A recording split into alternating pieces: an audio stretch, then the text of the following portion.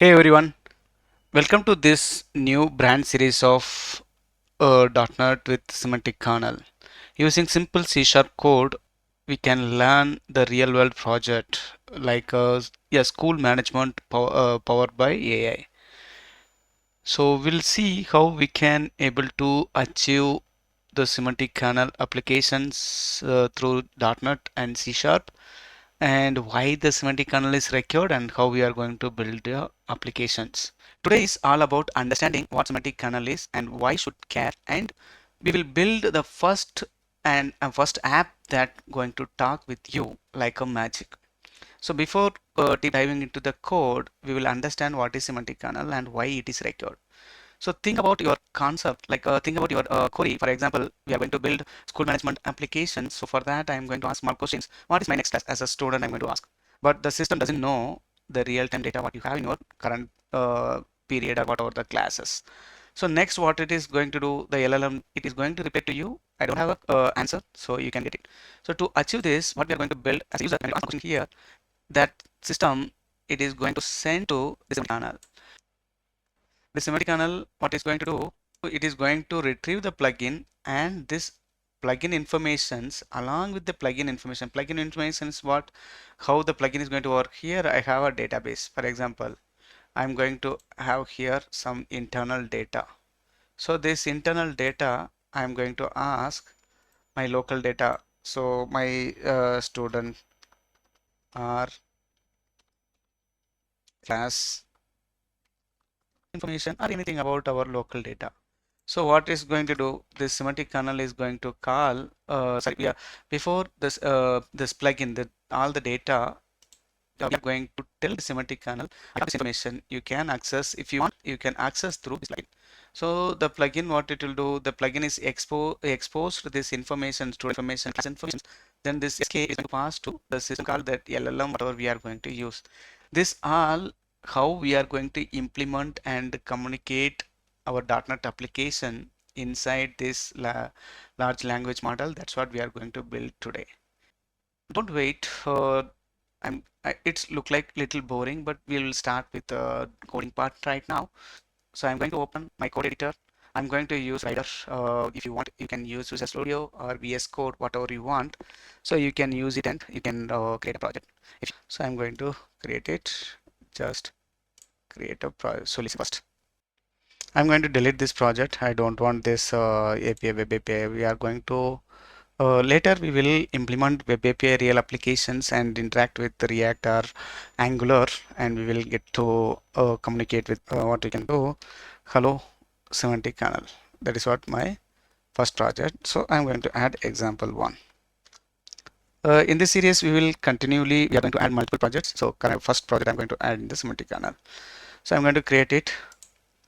Now the project is going to create it right now for us. So now the project is created. Let me build the project simply first. CD, whatever the project is there, I'm going to inside slash .NET build. Oh, the build is success right now. We will try to .NET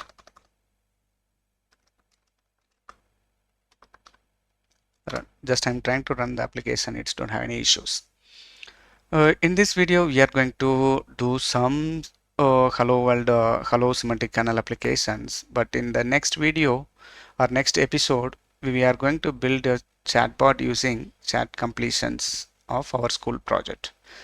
Make sure to like and subscribe. Don't forget to comment with your first semantic kernel success and happy coding. Or if you have any idea, please let me know. We will record the video next. First plugin, we need to install semantic kernel. Let's see what we can do. So Microsoft Semantic Kernel. So you can see here, while I'm recording this semantic kernel version is 1.6.1. You can install it. And next, what we are going to use, we are not going to use OpenAI. We are going to use Google Gemini. So for that, we need to add some connector that is under the preview version. So you can see here, while I'm recording, it is a alpha versions. It is released. So you can install that any one of this. So I installed the pre-release one. So now my what we can say, what are the plugins is required that I have installed right now. So we are going to write a small console applications. So let's see how to write this console application. First, what we need to do, we need to create a builder. To get a API key from Google. So for that, go to this aistudio.google.com and app API key. So here you have a button, create API key. You can open, it will open that project, whatever the project. If you are not created the project, first go and create a project from the Google console, and you come to here and you select any one of the project and create generate API key. So once the API key is generated, you can copy and keep it in your environment variable, and you can get it in our system, get it in our application. For security reason, I'm not going to show what is my Google API key, and I have stored in my environment variable. So I'm going to read that environment variable here. So for that, I'm going to create API key environment dot get environment variable. So my environment variable, it is Google underscore API underscore key. This is what I stored in my environment variable. So I got a API key. Now what we need to do, we need to build the Google AI chat completion. So what for that, what you need to do, you need to have builder dot add Google chat completion. Okay, so this chat completion is going to expect two parameters. One is for API key. So API key already we have that above, we have retrieved from our environment variable. Next one, you need to pass model ID. So model ID, what I'm going to use, I'm going to use Gemini 2.0 Flash. So you can use Gemini hyphen 2.5 hyphen Flash. Okay, so that's enough. Oh, I did mistake here. So it's not a single quote, it is double quote. Here it is saying if maybe pig is empty or null, so I can add non-nullable. Now that uh, our chat completion builder is ready. Now what we need to do, we need to build this. We need to create a kernel here. So now till now we are created builder. Now we are going to create a kernel.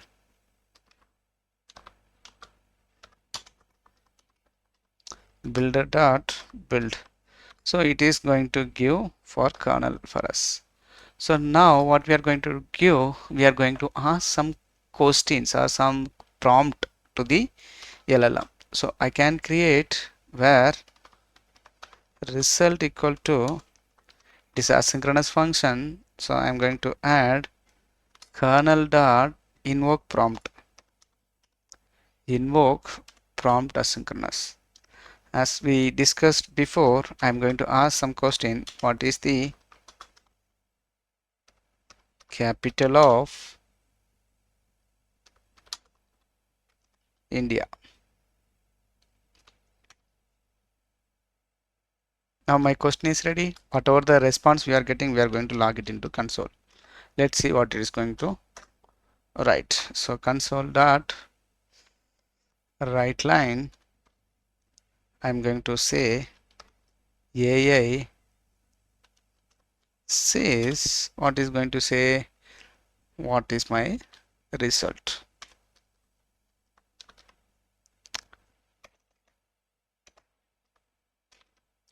So I want to print a result here. I can add it dollar symbol here now. So now looks good. Let me try to run what it is happen now. So I'm going to clear the console and I'm going to .NET run. Let's see how it is going to execute. The application is building right now. So it is getting from the AI. So the capital of India is New Delhi. That's what it is saying. Great, great. We have achieved and we are able to grab the data. Now we will ask some different question. What is the PM of India? Let's see. It says the current Prime Minister of India is Narendra Modi. Great, right? So we are achieved this simple semantic kernel, hello world semantic kernel. This all the codes are available in my GitHub repository. You can download it if you want. You can, if you like it, you can make it the you can click the start button in the GitHub repository, and you can download it and use it for your reference. And we hold this information for the future, that chat history, and we will, how we can achieve that, we will do for the next video. If you are liking my video, please do the subscribe and give the feedback whatever you are having, or how, or what can I do better, and what can I explain next. Thank you for watching this video.